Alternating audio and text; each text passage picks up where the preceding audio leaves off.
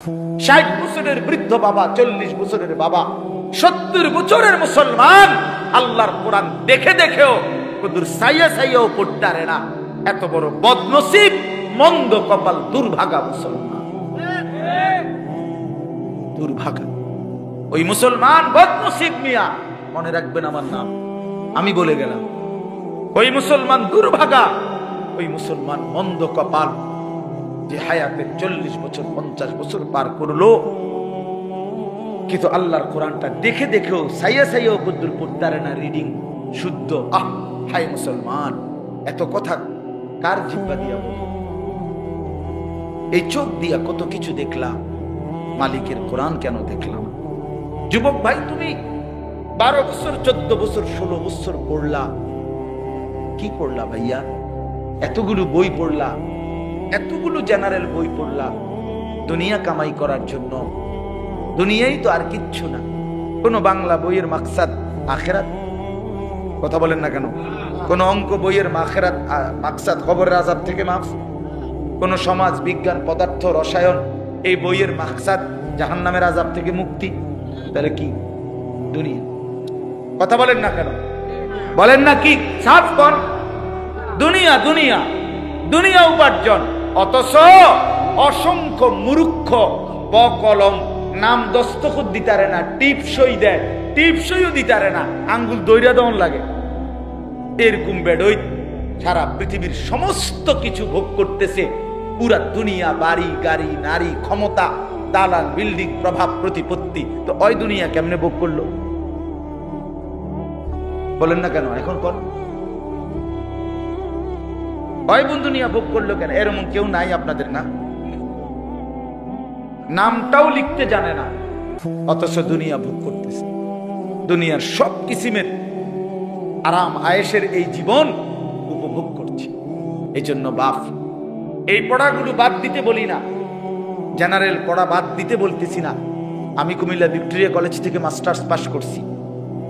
Science বিজ্ঞান বিভাগ থেকে আমি এসএসসি মানে দাখিলে 1998 ইংরেজি সালে সমগ্র বাংলাদেশে সর্বোচ্চ নাম্বার পেয়ে ফার্স্ট হয়েছে, 1 নাম্বার হয়েছে। আমার সার্টিফিকেট লাগলাম না, আইন দেখাবো অঞ্চলে আমার লোক। তাহলে অর্থ হইল আমি বাদ দিতে বলতেছি না, কিন্তু 16 বছর পড়ার পরে বন্ধু আল্লাহর কোরআন এতগুলো বই না পড়লেও দুনিয়া মিলতো, ভাত মিলতো, বিয়া মিলতো, সংসার হইতো, ঘুম আসতো, যৌন চাহিদা পূরণ হইতো, বিল্ডিং এর স্বপ্ন পূরণ হইতো। কিন্তু আল্লাহর কোরআন ছাড়া, সেজদা ছাড়া, নামাজ ছাড়া, আল্লাহর বন্দেগী ছাড়া, আল্লাহর কসম বাপ আমার বন্ধু আমার, এক ঢোক পানি কবর থেকে নিয়ে হাসরে আখিরাতে কোথাও মিলবে না। দুনিয়া এমনি মিলে যায়। ওই মেয়েটা সরানো বারবার খটর খটর করে, তো বা দুনিয়া এমনি মিলেছে। আমি তো বলি মিয়া, বোবা মানুষও দুনিয়া ভোগ করে, করে না? বোবা মানুষ ভাত খায়নি, বোবা মানুষ ঘুমায় কিনা, বোবা মানুষ পেশাব পায়খানা করে কিনা, বোবা মানুষ বিয়া করে কিনা, বোবা মানুষের বাচ্চা কাচ্চা হয় কিনা। তাহলে বোঝা গেল দুনিয়া বোবাও ভোগ করতে পারে। তাহলে দুনিয়া ভোগ করার জন্য কথা না বললেও চলতো, কিন্তু আল্লাহর কোরআন কেন পড়তে পারলেন না? এই জবান থাকার পরেও, এই জিহ্বা দেওয়ার পরেও কেন পারলেন না? আমার বয়স্ক বাবারা বলেন, হায়াতের শেষ সময়টা নষ্ট করে দিলেন চায়ের দোকানে, জিন্দিগির শেষ হায়াতটা শেষ করে দিলেন বিড়ি সিগারেট খাইতে খাইতে, জীবনের শেষ টাইমটা শেষ করে দিলেন চা দোকানে গল্প করতে করতে, টেলিভিশন দেখতে দেখতে। আহা মুসলমান, 60 বছর বয়স্ক মুসলমান যদি আজও আখিরাত মনে না পড়ে, তার কখন মনে পড়বে? 70 বছর বয়সেও যদি কবরের কথা মনে না পড়ে বাবা আমার চাচা, তাহলে আর কখন? আলাম ইয়ানি লিল্লাযীনা আমানু আন তাখশা কুলুবুহুম লিযিকরিল্লাহ। এটা কোরআনের আয়াত। রব্বুল আলামিন বলে, ঈমানদার মুমিন, আমি আল্লাহর ভয়ে, আমার স্মরণের জন্য, আমার বন্দিগির জন্য তোমার দিলটা নরম হওয়ার সময় আজও কি হয়নি? আলাম ইয়ানি এই কথার অর্থ এটা, আল্লাহ বলে বান্দা 365 দিনে আমার একটা বছরে কোনোদিন ফজরের নামাজ পড়লা না বান্দা, তাহলে আর কোনোদিন কি ফজরের নামাজ পড়বা না বান্দা? আর কি কোনোদিন পড়বা না?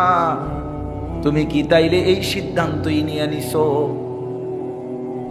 30 বছর ধরে বান্দা আমার প্রতিদিন সুদ খাচ্ছ, মিথ্যা বলছো, 30 বছর প্রতিদিন ওজনে কম দাও, 30 বছর ধরে নিয়মিত কাস্টমারকে ঠকাও, এভাবেই রোজগার করতেছো, হারাম রোজগার। আল্লাহ যেন ডাক দিয়ে বলে বান্দা, তাহলে এই নাফরমানের রোজগারি আর কোনোদিন কি তাহলে ছাড়বা না? আর কি সময় হবে না? বলো বান্দা বলো। গত 20টা বছর ধরে তোমার ঘরে প্রতিদিন রঙিন টেলিভিশন চলে, নর্তকী নাচে, নাটক সিনেমা তোমার বউ বাচ্চা প্রতিদিন দেখে। আল্লাহ যেন ডাক দিয়ে বলে বান্দা, তাহলে এই গুনাহ আর কোনোদিন কি বন্ধ হবে না? তোমার ঘরে কি আর কোনোদিন এই নাফরমানি বন্ধ হবে না? ছেলেটা 16 বছর, 14 বছর, 18 বছর, একটা দিনও 5 ওয়াক্ত নামাজ কোন নামাজই পড়ে না। এ কেমন সন্তান বানাইলা? এ কোন মায়ের ঘরের বাচ্চা? এ কোন মুসলমানের সন্তান? বলেন বলেন বাপ, ছেলেরা বলো। 365 দিনে একটা বছরে কোনো দিন ফজরের নামাজ পড়ো নাই? তুমি মানুষের বাচ্চা, তুমি মানুষের বাচ্চা। কে বলছে বেটা নাফরমান? তুমি মুসলমানের বাচ্চা। একটা বছর কোনোদিন, একটা বছর কোনোদিন ফজরের নামাজ পড়ে নাই, এর চাইতে বড় জানোয়ার, এর চাইতে বড় হাইওয়ান, চতুষ্পদ জন্তু আসমানের নিচে জমিনের উপর আর কে হইতে পারে? মালিককে এতদিন ভুলে যায় মানুষ? আল্লাহকে এতদিন ভুলে যায়? বিশ্বাস করেন আমার এটা কোনোভাবে কোনো যুক্তিতে বুঝে ধরে না। আমি বহু চিন্তা করছি যে হায় হায়, মুসলমানের বাচ্চা এত বড় নাফরমান কেমনে হইল? এটা তার মাকে তার বাপকে কোন মার দুধ খাইলো? তে মুসলমান পরিচয় দেয় কেমনে? এই জানোয়ার কেমনে মুসলমান পরিচয় দেয়? 6 মাসে 9 মাসে কোনোদিন 5 ওয়াক্ত নামাজ পড়ে না। আল্লাহ তাআলা কোরআনুল কারীমের মধ্যে বলছে, ইবলিস তুই আমার একটা সিজদা দিলি না। এই বাপ, মিথ্যা বললে আপনারা প্রতিবাদ করেন, আমি রাজি। ইবলিস একটা সিজদা দেয় নাই। আল্লাহ তাআলা সেদিন থেকে বলছে, আজকের থেকে তুই শয়তান। কি ইবলিস কি আগের থেকে শয়তান ছিল? পরে তো আগে শয়তান বলতো না বেটা, পরে তো আগে বলতো মুআল্লিমুল মালাইকা। সে তো ফেরেশতাদের কি ছিল? শিক্ষক। মুআল্লিম ফেরেশতাদের শিক্ষক ছিল। যেদিন একটা সেজদা দেয় নাই, সেদিন আল্লাহ তাকে বলছে, আজকের থেকে তুই শয়তান। এই জন্য বেনামাজি মনে রাখিস, তুই শয়তান। সাফ বললাম, সাফ। বেনামাজি শয়তান। যার কপালে সেজদা নাই, তুমি শয়তান। আল্লাহ তাআলা কোরআনুল কারীমের মধ্যে বলছে, ইবলিস তুই সেজদা দিলি না, ফখরুজ ফাইন্নাকা রাজিম। বের হ বেঈমান, আজকের থেকে তুই অভিশপ্ত। আউযু বিল্লাহি মিনাশ শাইতানির, অভিশপ্ত। আজকের থেকে তুই বিতাড়িত। এজন্য সেজদা যার কপালে নাই সে রাজিম, অভিশপ্ত। কোরআন শরীফে আছে আল্লাহ বলছে, ওয়া ইন্না আলাইকাল লানাতা ইলা ইয়াউমিদ্দিন। ইবলিসকে আল্লাহ বলছে, ইবলিস তুই আমার সেজদা দিলি না একটা সেজদা, আজকের থেকে নিয়ে কিয়ামত দিবস পর্যন্ত তোর উপরে আমি আল্লাহর লানত, লানত, লানত। এজন্য বেনামাজি তোর উপরে খোদার গজব, খোদার লানত, খোদার লানত, খোদার লানত। ভাত খা বেটা, কোনো অসুবিধা নাই বেটা। ভাত তরকারি আল্লাহ আটকাবে না, মাছ গোস্ত আল্লাহ আটকায় না।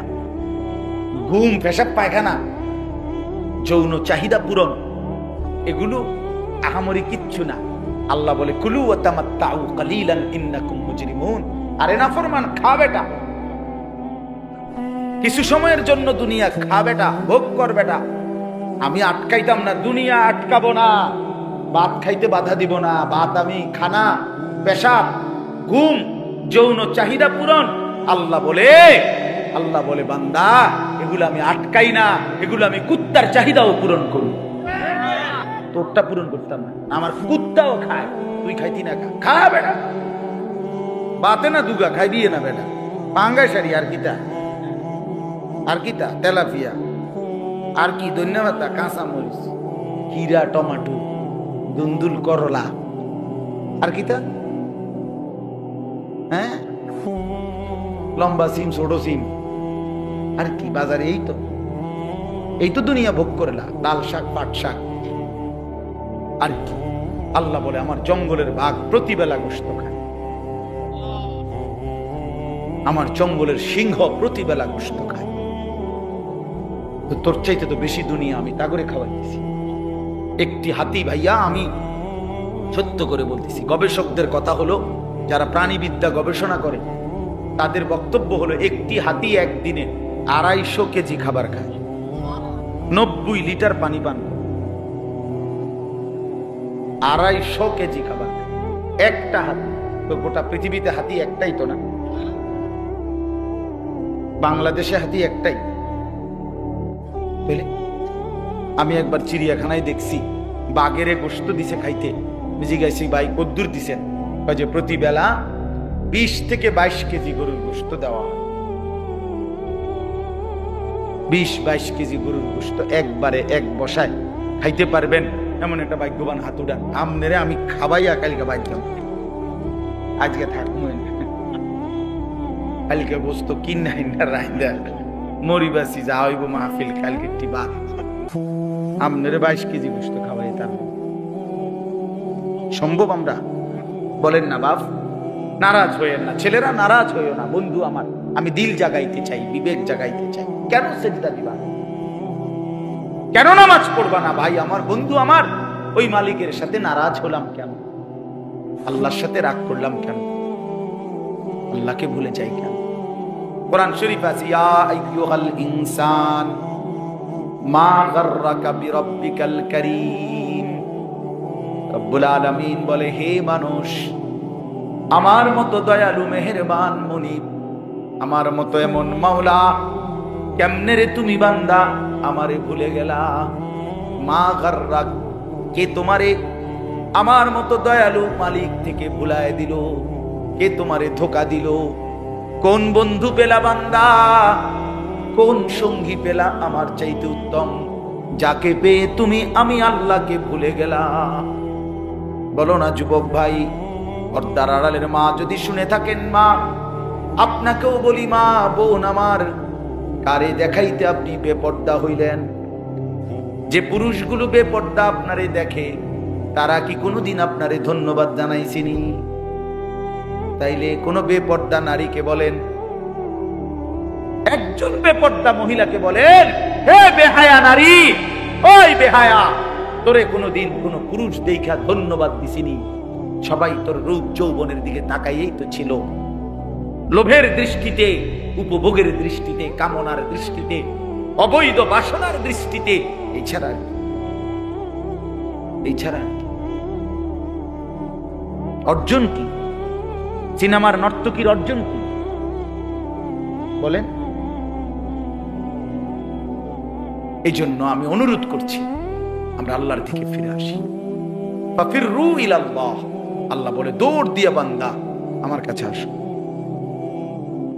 তুবু ইলাল্লাহি জামিআন আইয়ুহাল মুমিনুন, আল্লাহ বলে হে ঈমানদারগণ, তওবা করে আমি আল্লাহর দিকে ফিরে আসো। লাআল্লাকুম তুফলিহুন, তাহলে সকলেই জান্নাতি হবে, সবাই সফল হবে। আল্লাহ আমাদেরকে বুঝ দান করেন। চলেন আমি 3টা আয়াতের তরজমা বলি, তাইলে আমার কথা শেষ হয়ে যাবে ইনশাআল্লাহ। আমি আপনাদের সামনে কোরআনুল কারীমের যেই সূরাটা পড়ছি, এই সূরাটার 3টা আয়াত। সূরাটার নাম হলো সূরা মুলক, 29 নম্বর পারা, 67 নম্বর সূরা। কোরআন শরীফের অত্যন্ত ফজিলতপূর্ণ একটা সূরা। রাসূলুল্লাহ সাল্লাল্লাহু আলাইহি ওয়াসাল্লাম বলেন, যে ব্যক্তি নিয়মিত এই সূরাটি তেলাওয়াত করবে, আল্লাহর নবী সাল্লাল্লাহু আলাইহি ওয়াসাল্লাম বলেন, তুমজিহি মিন আযাবিল কবর, এই সূরাটা তাকে কবরের আযাব থেকে মুক্তি দিবে। এই সূরা কবরের আযাব থেকে মুক্তির একটা রক্ষা কবচ। সূরা মুলক 29 নম্বর পারা, 67 নম্বর সূরা। আমার বাপ, একটা মিনিট শুধু বুঝেন, রাসূলুল্লাহ সাল্লাল্লাহু আলাইহি সাল্লাম অসংখ্যবার উম্মতের কাছে কবরের আযাবের ব্যাপারে সতর্ক করেছে। কবরের আযাব অনেক হাদিস, অনেক হাদিস বিশ্বাস করে। হযরত ওসমান রাদিয়াল্লাহু তাআলা আনহু, আপনারা ওনার নাম জানেন, ইসলামের তৃতীয় খলিফা নাকি? এই ওসমান রাদিয়াল্লাহু তাআলা আনহু তিনি যখন কোন কবরের সামনে দাঁড়াইতেন, অঝরে কাঁদতেন। হাত্তা ইয়াবুল্লা লিহিয়াতাহু, হাদিস আছে যে ফলে ওনার দাড়ি ভিজে যেত কাঁদতে কাঁদতে। তো ওনার সঙ্গী সাথীরা জিজ্ঞেস করতেন, হযরত, হে আমিরুল মুমিনিন ওসমান, আপনি কবর দেখলে এইভাবে কাঁদেন কেন? আপনি তো জাহান্নামের কথা বললো, এতটা কাঁদেন না, কবরের কথা দেখলেই আপনি এভাবে অঝরে কাঁদেন কেন? হযরত উসমান রাদিয়াল্লাহু তাআলা আনহু বলেন, শোনো, ইন্নাল কবরা আউয়ালু মানাজিলিল আখিরাহ, কবর হচ্ছে আখিরাতের প্রথম ঘাঁটি। ফা ইন নাজা মিনহু ফামা বা'দাহু আইসারু মিনহু, যদি কেউ কবরের এই ঘাঁটিতে বেঁচে যায় তো পরবর্তী সব ঘাঁটি পার হওয়া তার জন্য সহজ। ওয়া ইন লাম ইয়ানজু মিনহু ফামা বা'দাহু আশাদ্দু মিনহু, নবীজি বলেন, আরে ওসমান বলেন, যদি এই ঘাঁটিতে কেউ মুক্তি না পায়, আটকে যায়, তাহলে পরবর্তী সকল ঘাঁটি তার জন্য তার চাইতে বেশি কঠোর। এরপরে শুনেন, এরপরে উসমান রাদিয়াল্লাহু তাআলা আনহু বলতেন যে আমি আল্লাহর নবী সাল্লাল্লাহু আলাইহি সাল্লাম থেকে সরাসরি একটা হাদিস শুনছি, নবীজির হাদিস। আচ্ছা, নবীজি সাল্লাল্লাহু আলাইহি সাল্লামের ব্যাপারে আপনাদের ধারণা কি? তিনি কোনো কথা নাউযুবিল্লাহ জীবনে কোনোদিন এক বিন্দু বানাইয়া বলছেন, বাড়াইয়া বলছেন, অতিরঞ্জিত বলছেন?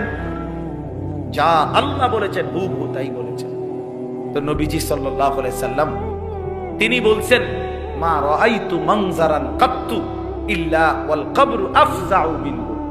রাসূলুল্লাহ সাল্লাল্লাহু আলাইহি সাল্লাম, এই যে কয়েকটা ছেলে, মুসলমানের বাচ্চাই তো নিশ্চয়ই, কিন্তু কথা বলে দেখেন বাহিরে। এমন এক গাফেল জাতি আমরা, মায়ের সন্তান জানেও না কোথায় আসছে। বহুত আপনারা জানেন না, আমরা সবাই আসলে খাট পালং আর সোফা ফার্নিচার নিয়ে ব্যস্ত। হুজুর দেখলে দোয়া চায়, হুজুর বিল্ডিং এর ছাদ ঢালাই দিন, দোয়া করে দেন। এই গরকার নতুন কাম ধরছি, দোয়া করে দেন। আজ মাটি কোপ দিব, দোয়া করে। আজগা নতুন করে ঢালাই, আজকে কত দোয়া। হুজুর মোটর সাইকেল কিনছি, কিন্তু দোয়া করে দেন। এই দোকানের বিটটা লইছি, হুজুর দোয়া করে দেন। আমার কাছে একবার একজনে কইছে, হুজুর 1,10,000 টাকা খরচ করে ওই ওনার বাসায় গেছি, টেলিভিশন চ্যাপটা একটা দেখাইয়া উনি বলতেছে, হুজুর এটা 1,10,000 টাকার মতো খরচ গেছে, দোয়া করে। পরে আমিও দোয়া করছি। আমি বললাম, ভাই দোয়া করি আপনার ঘরে যেন 24 ঘন্টার মধ্যে 1 সেকেন্ডও কারেন্ট না যায়, আমনের বউ বাচ্চা যেন 24 ঘন্টা টেলিভিশনের সামনে বইয়া থাকে, আমনের ঘরে যেন 24 ঘন্টা নাচ গান বেড়াবেটির না। পরে হে হুজুর বেশি রাগ হয়েছেন বুঝছি, মানে তো বুঝছে দোয়ার ডকেই তো বুঝছে যে অবস্থা কি, ডক বালানা, দোয়ার তো লাইন বালানা। এই যে আমার উদ্দেশ্য এই কথাটা বলা, যে এই যে শুধু কেবল খাট দেখাইলো, পালং দেখাইলো, ওই রোমে নিয়ে হাইটা হাইটা দেখায়, এই দরজা, এই জানালা, এই ফার্নিচার। আরে ভাইয়া মুসলমান, আমরা যদি এই খাট পালং আর ফার্নিচার দেখাই, অথচ আমার ছেলেটা নামাজ পড়ে না, মেয়েটা পর্দা করে না, স্ত্রী পর্দা করে না, আমার ঘরের সন্তান আদি কেউ আল্লাহর কোরআন পড়তে পারে না। হায় মুসলমান, দেখানোর দরকার ছিল এইটা নিজের স্ত্রী, সন্তান, পরিবারের মানুষগুলোর ইবাদত, আমল, চরিত্র, আখলাক, নৈতিকতা এইটা দেখানো দরকার ছিল। খাট দেখাইয়া, পালং দেখাইয়া কোনো লাভ নাই, কোনো লাভ। আপনি মরে গেলে 20 বছর পরে কবরের থেকে উঠতে আইসা আপনি নিজের ঘরে দেখেন আপনার হাতের বানানো ফার্নিচার কিচ্ছু নাই, কিচ্ছু নাই। যদি জিজ্ঞাসা করেন ফুত নাতি আমার বানানো খাট পালং বিকই, বলবে দাদা ইডি ওনার চলে না, হালাই দিছি বলতে, এগুলো এখন আর কি চলে না দাদা। আমার দাদা মারা যাওয়ার 12 বছর পরে, গোনা 12 বছরের মাথায় আমি আমার জ্যাঠারে বলছিলাম, জ্যাঠা আমার দাদার রেখে যাওয়া বাড়ির স্মৃতি হিসাবে আপনার কাছে কিছু আসেনি, আমার একটা কিছু দেখান, একটা লবণের বাটি, কাচের প্লেট, কিছু একটা মাটির বাসন। আমার দাদা কাইদা, আমার জ্যাঠা কাইদা দিছিল। আহা, আমার সেই জ্যাঠাও এখন কবরে চলে গেছে। সেই জ্যাঠা আমার কাইদাই দিছে, কয় না বাতি যা, তোমারে দেখাইবার মতো আমার কাছে কিছুই নেই। 12 বছরের ব্যবধানে সমস্ত কিছু নাই। এই তো দুনিয়া, যে দুনিয়া আপনি সাজাইলেন বাপ। একদিন আপনি নিজেই কবর থেকে আইসা যদি দেখতে পারতেন, তা আইসা দেখতেন কিছুই নেই, কিছুই নেই। শুধু শুধু শুধু শুধু হায়াত শেষ করলেন, শুধু শুধু। স্ত্রী সন্তানের নামাজের খোঁজ নিলেন না, আখিরাতের খবর নিলেন না, শুধু দাঁড়িয়ে দাঁড়িয়ে বাড়ি, গাড়ি, বিল্ডিং, দালান। আল্লাহ আমাদেরকে বুঝ দান করে।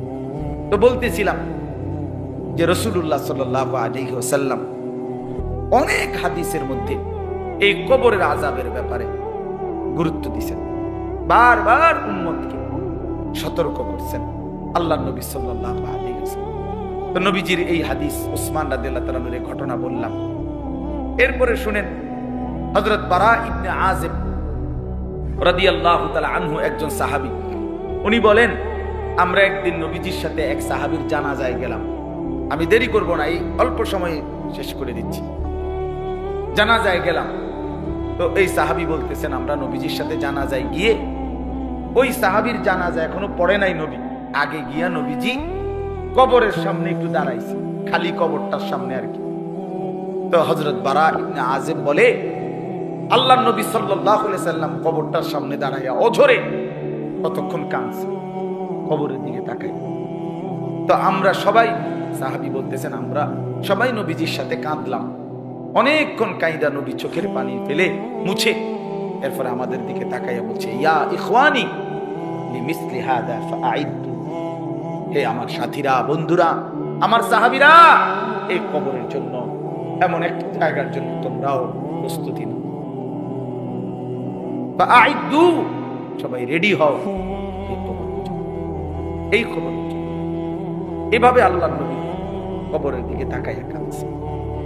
আমার বাপ আল্লাহর নবী সাল্লাল্লাহু আলাইহি সাল্লাম 5 ওয়াক্ত নামাজের পরে নবীজি যে কয়েকটা বিষয়ে নিয়মিত দোয়া করতেন প্রত্যেক নামাজের পরে, এর মধ্যে একটা ছিল এটা, আল্লাহুম্মা ইন্নী আউযু বিকা মিন আযাবি জাহান্নাম ওয়া মিন আযাবিল কবর ওয়া মিন ফিতনাতিল কবর ওয়া মিন ফিতনাতিল মাসীহিদ দাজ্জাল ওয়া মিন ফিতনাতিল মাহইয়া ওয়াল মামাত।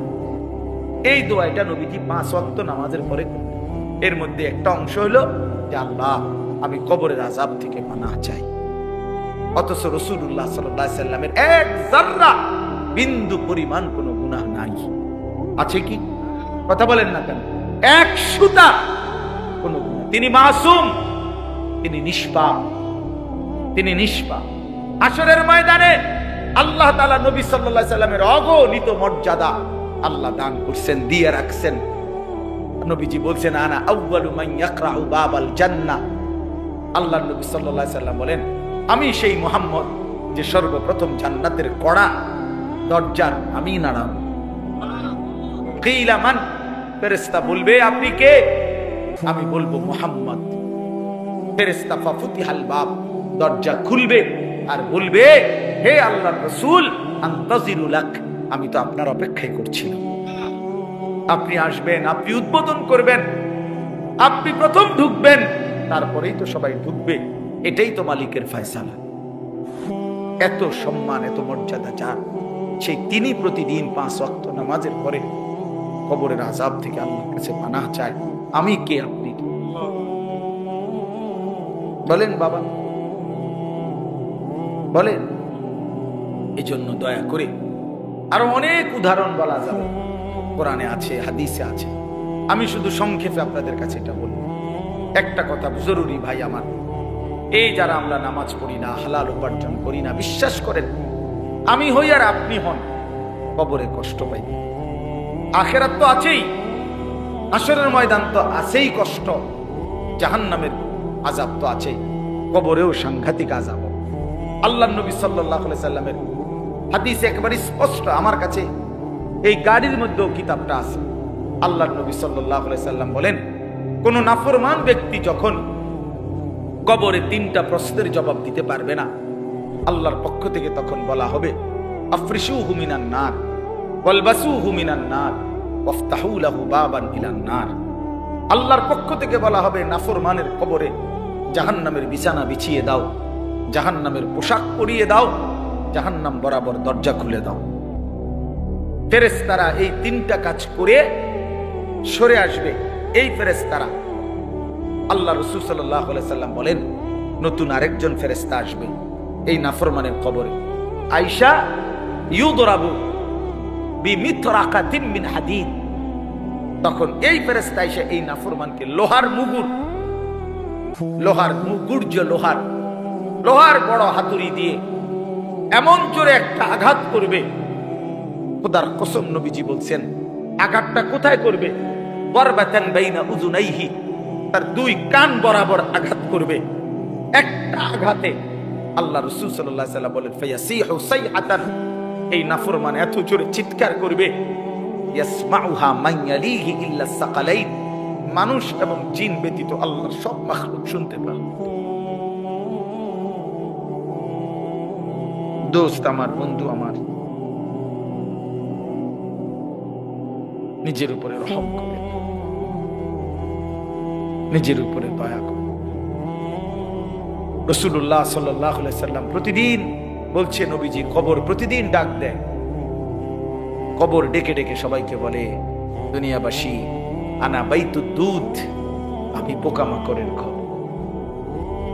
আনা বাইতুল ওয়াহদা, আমি একাকী ঘর।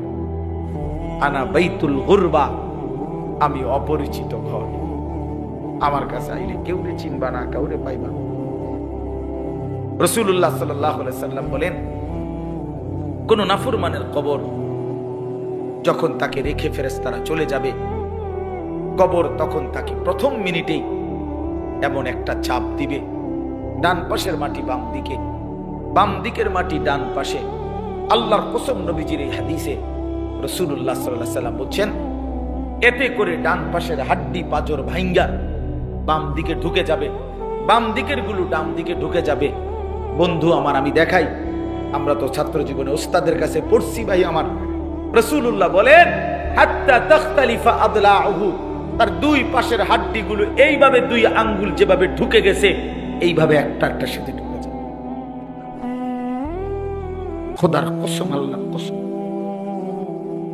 যদি বলো রাসূলের কথা মিথ্যা, তাহলে আমি আর কার কথা বলবো? বলে, যদি বলি আল্লাহর কথা মিথ্যা, তাহলে আর কার কথা বলবো? কোরআন শরীফে আছে, আল্লাহ বলছে, ফাবি আইয়ি হাদিসিন বাদাহু ইউমিনুন। আমার বান্দা, আমার এই কোরআনের কথার চাইতে আর কোন কথা বললে, এর চাইতে দামি আর কি বললে বান্দা তুমি আমার কথা বিশ্বাস করবে? খোদার কসম, এটা আয়াত করেছে, এই 29 পারাতে আয়াত এটা আছে। ফাবি আইয়ি হাদিস বাদাহু ইউমিনুন। এই কোরআনের পরে আর কোনটা বললে, আর কোন কিতাব নাজিল করলে বান্দা আমার কথা বলো না? ভাইয়া আমার, বাপ আমার, বলেন কেন নামাজ পড়েন?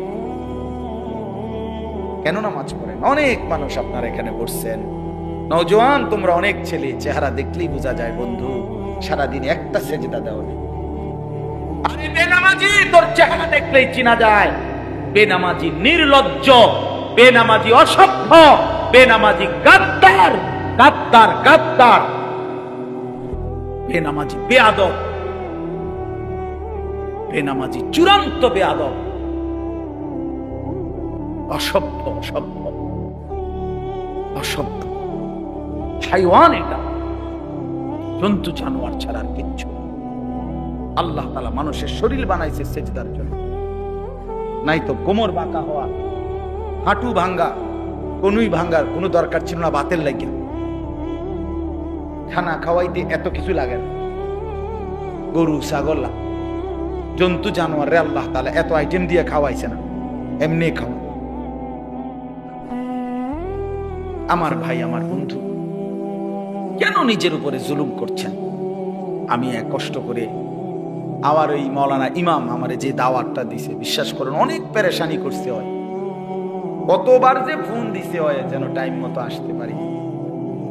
নিজের অনেক ব্যস্ততা, ফজরের পর থেকে বয়ান শুনি।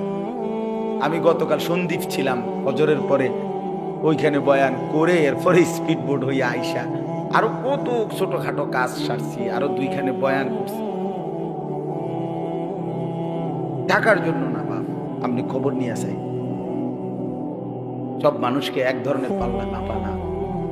আমি এক ফেরিওয়ালা, স্বাভাবিকভাবে অস্থিরতা বোধ করি খুব, যে আমার এই নওজোয়ান ছেলেগুলো নামাজ পড়বে, ইসলামের জন্য দ্বীনের পক্ষে থাকবে, এদের দুনিয়া সুন্দর হবে, আখিরাত সুন্দর হবে।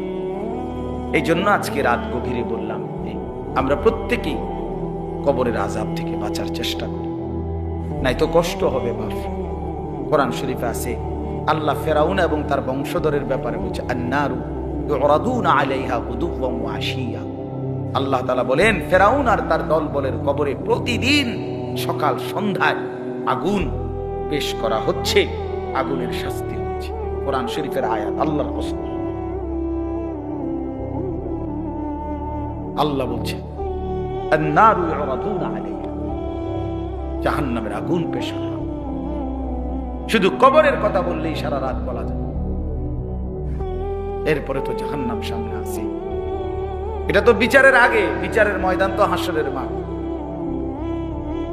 জেলখানার মধ্যে তো আসামি ধরে নিয়ে জায়গা, এরপরে না মামলার শুনানি চলে। রায় হয়তো কোনো কোনো মামলার 2 বছর পরে, কিন্তু সে তো হাজতে ঢুকে গেছে, সে তো কারাগারের কষ্ট ভোগ করতেছে। বুঝেন নাই কথাটা আমার? তো মামলার হিয়ারিং তো চলে পরে, আস্তে আস্তে 15 দিন পরে, 20 দিন পরে, 40 দিন পরে মামলার আবার কি পরে ডেট পরে, এমনি এমনি শুনানি চলে। কিন্তু এইটা তো জেলখানা, শাস্তি তো চলতেছে, কারাগারের কষ্ট তো চলতেছে। আল্লাহ তাআলা বলে বান্দা বিচারের ময়দান তো সামনে, হাসরের মাঠ, কিন্তু আযাব তো শুরু হয়ে গেছে কবর থেকে, কবর থেকে। এই জন্য আমরা প্রত্যেকে ইনশাআল্লাহ, এই যে কয়জন, আমার এত মানুষের দরকার নেই, আমি ইমামের কাছে বলছি যদি 2 জনও শুনে বেটা কোনো অসুবিধা নাই। বেটা ফেরিওয়ালার একটা নিয়ম মনে রাখেন, আমি এই জন্যই বললাম আমি এক ফেরিওয়ালা। ফেরিওয়ালার নিয়ম হলো ফেরিওয়ালা বলতেই থাকে রাস্তার এই মাথার থেকে ওই মাথা পর্যন্ত, সে বুঝে আমার মাল কেউ না কেন, কোনো ঘর থেকে কোনো মহিলা পুরুষ ডাক না দোক, আমি আমার কথা আমি বলতেই হবে। এই ওলামায়ে কেরাম ফেরিওয়ালা, আপনাদের কাছে ফেরি করছি আমরা আখিরাত, পরকাল কেউ গ্রহণ না করলেও কোনো অসুবিধা নাই। কোরআন শরীফে স্পষ্ট আল্লাহ পাক আমাদের জন্য একটা অসাধারণ সান্ত্বনা আছে, মজার বিষয় আছে আমাদের জন্য। আল্লাহ কোরআনে নবীকে বলছে, বন্ধু আপনি দিবানিশি আল্লাহর কথা বলে যান, বলে যান, শুধু এতটুকু মনে রাখবেন, কেউ গ্রহণ করুক আর না করুক, আপনারে যেটা প্রতিদান নেকি এটা বরাবর 100-100। আমার মাল চলক বা না চলক এটা আমি বুঝি, আমনের যেটা আমনের প্রফিট আমনের দিয়ে দেবো বাবুরে, আমার মাল আমি পরে চিন্তা করব। সুবহানাল্লাহ, এইটা আমাদের সান্ত্বনা, এটা আমাদের সান্ত্বনা। আমার 30 বছরে কেউ গ্রহণ না করুক কোনো অসুবিধা নেই। এমন নবীও ছিল পৃথিবীতে যাদের কাছে কেউ কালেমা পড়ে নাই, কিন্তু কি হয়েছে, ওনারা ব্যর্থ। 950 বছরে নূহ আলাইহিস সালাম কালেমার দাওয়াত, 950 বছর, বুঝেন মানে 950 টাকা, 50 টাকা কম 1000, 50 টাকা কম 1000 তো সোজা কথা। আর 950 বছর আমাদের বাপ দাদা 14 গোষ্ঠীর হায়াত কয়জনের একত্র করলে চিন্তা করছেন নি? এই 950 বছর আল্লাহর কথা বলছে, দিবা নিশি লাইলাম ওয়া নাহারা। কোরআন শরীফ আছে, রাতেও দিনেও 80 জনের বেশি লোক কালেমা পড়ে। 950 বছর মানুষ এগুলা কেমন শক্ত হারামি আছিল। আইলে একটা ঘুষি দিলাম, হইলে ভাতিজার তোরা কি ডাকাত রে ডাকাত। আরে বাপরে বাপ, মানুষ এত শক্ত হারামি হয় কেমন? চিন্তা করছেন এগুলো কি মানুষ? আল্লাহ আমাদের কলিজার মধ্যে আখিরাতের ভয় দান করেন। এবার চলেন তরজমাটা বলি। আল্লাহ তাআলা বলেন, ইন্নাল্লাযীনা ইয়াখশাউনা রাব্বাহুম বিল গায়ব, যারা আমি আল্লাহকে না দেখে আমাকে, আমার কথাগুলোকে বিশ্বাস করে, ভয় করে, আমার কবর, আমার আখিরাত, আমার মিজান, আমার ফুলসিরাত, আমার হাসর, আমার জান্নাত জাহান্নাম, আমি আল্লাহকে যারা ভয় করে, কবরকে যারা ভয় করে, জাহান্নামকে যারা ভয় করে। আল্লাহ রাসূল সাল্লাল্লাহু আলাইহি সাল্লাম তাফসীরের মধ্যে ব্যাখ্যা করে নবীজি হাদিস বর্ণনা করছে, আল্লাহকে ভয় করে, আল্লাহ বলেন অর্থ হইল যে গুনাহ ছেড়ে দেয়। একটা সহজ কথা মনে রাখবেন, যে গুনাহ বর্জন করে সে আল্লাহকে ভয় করে, যে আল্লাহকে ভয় করে সে গুনাহ বর্জন করে। এটা কাগজের এই পিঠ ওই পিঠ, এই পিঠ থাকলে এই পিঠ থাকবেই, এই পিঠ রাখতে হইলে এই পিঠ রাখতেই হবে, অর্থাৎ এই দুইটা আলাদা করা যায় না। কাজে যে আল্লাহকে ভয় করে সে গুনাহ থেকে বিরত থাকে, যে গুনাহ থেকে বিরত থাকে সে আল্লাহকে ভয় করে। এজন্য গুনাহ এবং নাফরমানির মধ্যে লিপ্ত চুরি, ডাকাতি, জিনা, ব্যভিচার, মদ, জুয়া, সুদ, ঘুষ, বেপর্দা, বেহায়াপনা, নাচ, গান, হালাল হারামের মিশ্রণ, এইটা যার জীবনে, এ যদি মাইক দিয়েও শিক্ষার দিয়া বলে আমি আল্লাহকে ভয় করি, তুই বেটা মিথ্যাবাদী, মিথ্যাবাদী, মিথ্যাবাদী বেটা, ধোঁকাবাজ বেটা, প্রতারক। আল্লাহকে ভয় করে সে গুনাহ থেকে বেঁচে থাকে, গুনাহ থেকে বেঁচে থাকে সে আল্লাহকে ভয় করে। বুঝছেননি বাংলা কথাটা? কোন আল্লাহকে ভয় করে যে গুনাহ থেকে বেঁচে থাকে সে, বলেন তো? আল্লাহকে ভয় করে যে গুনাহ থেকে বেঁচে থাকে সে, গুনাহ থেকে বেঁচে থাকে যে আল্লাহকে ভয় করে সে। আজকে এটা মেইন কথা। ইন্নাল্লাযীনা ইয়াখশাউনা রাব্বাহুম বিল গায়ব, না দেখে যারা আল্লাহকে ভয় করে, আল্লাহর কথাগুলোকে ভয় করে, আখিরাতকে ভয় করে, আল্লাহ বলেন আমি ওয়াদা দিলাম লাহুম মাগফিরাতুম ওয়া আজরুন কাবীর, আমি তাদের পেছনের জিন্দেগি সব গুনাহ মাফ করে দেব, সর্বশ্রেষ্ঠ পুরস্কার জান্নাত দিয়ে দেব। এরপরে আল্লাহ বলেন ওয়া আসিররু কাওলাকুম আও ইজহারু বিহি ইন্নাহু আলিমুম বিযাতিস সুদূর। আল্লাহ বলে বান্দা, কথাবার্তার ক্ষেত্রে তোমার তিনটা অবস্থা আমি জানি। এক হলো তুমি কিছু কথা জোরে বলো, কিছু কথা আস্তে আস্তে গোপনে গোপনে বলো, আর কিছু কথা না বইলা অন্তরের মধ্যে জল্পনা কল্পনা করো। আল্লাহ বলে মনে রাখবা তিনটাই আমি 100 জানি। জোরে বললেও আমি জানি, আস্তে বললেও জানি, কলজার ভিতরে রাখলেও আমি কি মজার কথা শুনেন, তাফসীরের মধ্যে আছে, কারে তাফসীরে কুরতুবীতে সরাসরি আছে এই আয়াতের ব্যাখ্যায়। মক্কার কুরাইশরা, ওই যে কাফের যারা নবীজির বিরোধিতা করত, তো এরা মাঝে মধ্যে নবীজির বিরোধিতায় যে পরামর্শ করত, নবীজির বিরুদ্ধে ষড়যন্ত্র করত, তো কইতে গিয়া একজন আরেকজনের কইতে আস্তে কো, আস্তে আস্তে বলো, আসিররু, এই অর্থ হলো আস্তে বলো। কেন? কাইলা ইয়াসমা রাব্বা মুহাম্মদ, বলতো যাতে মুহাম্মদের খোদা শুনতে না পায়। আস্তে কো বেটা, সমস্যা কি শুনলে? তো হেরাই কইতো, জানো সমস্যা হইলো মুহাম্মদের খোদা যদি শুনতে পায় তো জিবরাইল রে কইয়া জানাই দিল, এসে লাভ হইতো না। তো আল্লাহ তাআলা বলে বান্দা, আরে বেঈমান বেকুব, কি কস তোরা, আমি আল্লাহর ব্যাপারে এই নি ধারণা, বুঝি ইয়ারফোন লাগাইলে আমি আর শুনি না। আমরা ছেলে পেলে মনে করে এগুলো, বুঝছেন না? আমাদের নওজোয়ান ছেলে পেলে মনে করে বল্টু লাগাই লাইছি, ইয়ারফোন খালাস, আর কেউ শোনে না। আরে নাফরমান, মালিক সব শুনে, মালিক সব শুনে। রাতের 2টায় তুমি মনে করছো কেউ দেখে না, কেউ দেখে না, মা ঘুমায় গেছে, বাপ ঘুমায় গেছে, তুমি উলঙ্গ ছবি দেখতেছো সারা রাত। হাই যুবক, খোদার কসম, আল্লাহ ডাক দিয়ে বলে আলা ইয়ালামু মান খালাক, বান্দা যে সৃষ্টি করেছে সে জানবে না, সে দেখবে না, এটা কেমনে ভাব,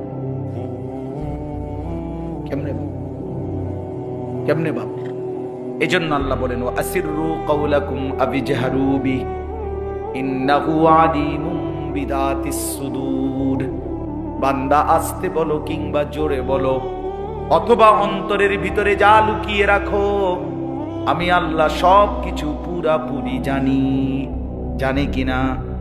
আল্লাহ থেকে আড়াল করা যাবে কিনা? খালাক, আল্লাহ বলে বান্দা একটা যুক্তি শুধু শুধু, যিনি সৃষ্টি করলেন তিনি জানবে না, এটা কেমনে ভাবলা? এটা যিনি বানাইলেন তিনি বুঝবে না কোনখান দিয়া কথা বলে, এটা জানে না। শুধু কোম্পানি যদি না জানে তো তুমি নি জানো? তো বানানে ওয়ালা মালিক আল্লাহ, তিনি বলেন আলা ইয়ালামু মান খালাক, যিনি সৃষ্টি করলেন তিনি বুঝি জানবে না? কেমনে ভাবলা যুবক? কেমনে ভাবলা মা বোন? কেমনে ভাবলেন বাবা? আল্লাহ জানবে না? আল্লাহ বলেন আলাম ইয়ালাম বিআন্নাল্লাহা ইয়ারা। আল্লাহ বলে বান্দা তুমি জানো কি, আমি কিন্তু তোমাকে সারাক্ষণ দেখি। কতক্ষণ? কতক্ষণ? আবার বলেন আল্লাহ দেখেন কতক্ষণ? সারাক্ষণ। রাত 2টা দিনের 2টা আল্লাহর কাছে বরাবর। আল্লাহ অন্ধকারে যেমন দেখে আলোতে তেমনই দেখে। দেখে না? 7 আসমানের উপরে যেই ফেরেশতা হাঁটে, 7 তবক জমিনের নিচে যেই পিঁপড়া হাঁটে, আল্লাহ বলে বান্দা 2টাই আমি এক নজরে বরাবর দেখি। আমারে ফাঁকি দিবা কেমনে বান্দা? আল্লাহকে ফাঁকি দেওয়া যায় না। চলেন কথা শেষ।